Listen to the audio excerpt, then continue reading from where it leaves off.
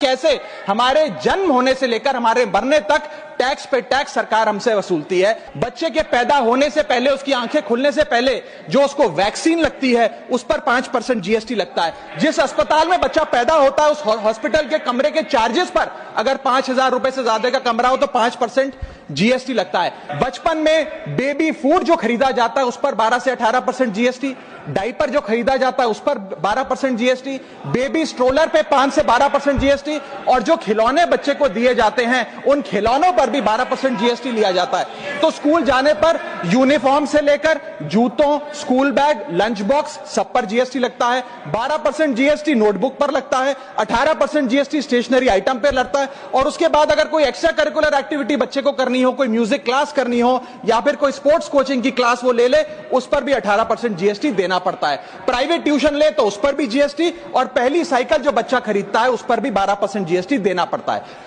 इस दौर में इंसान गाड़ी खरीदता है, घर बनाता है, जब गाड़ी खरीदता है तो जीएसटी देता है, रोड टैक्स भरता है, व्हीकल इंश्योरेंस पर जीएसटी भरता है, और जब गाड़ी लेकर शोरूम से निकलता है तो पेट्रोल डीजल पर वैट, सेस और एक्साइज ड्यूटी के नाम पर पैसा भरता है। जब सड़क पर गाड़ी चलाता है तो टोल टैक्स भरता है। और इस बीच शादी तो रह ही गई, फिर इंसान शादी करता है, इस बीच तो बैंक्वेट हॉल बुक करता है, उस बैंक्वेट हॉल की बुकिंग पे टैक्स भरता है। शामियाना, खाना, केटरिंग सर्विसेज लेता है, उस पर जीएसटी भरता है। ज्वेलरी खरीदता है, उस पर जीएसटी भरता है।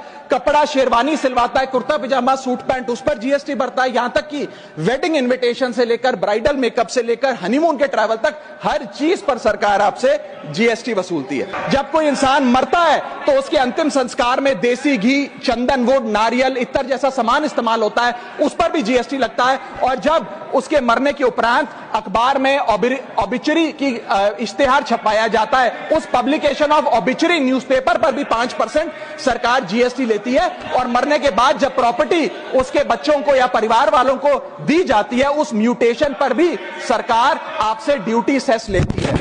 यह है life cycle of taxation model. लेकिन मैडम, सबसे जरूरी बात यह है कि इतना टैक्स देने के बाद सरकारें हमें देती क्या? कौन सी ऐसी हाई क्वालिटी सर्विस है जो फ्री ऑफ कॉस्ट जनता को दी जाती है? क्या हमें quality health care free of cost मिलता है? नहीं मिलता। क्या हमें वर्ल्ड क्लास एजुकेशन मिलती है? नहीं मिलती। क्या हमें फ्री वर्ल्ड क्लास ट्रांसपोर्टेशन मिलता है? नहीं मिलता। क्या हाई क्वालिटी रोड्स मिलती हैं? अगर अच्छी हैं तो टोल टैक्स भरना पड़ता है। क्या 24 घंटे 7 दिन बिजली आती है? नहीं आती। तो इतना सारा जो टैक्स सरकार इकट्ठा करती है उसका करती क्या है?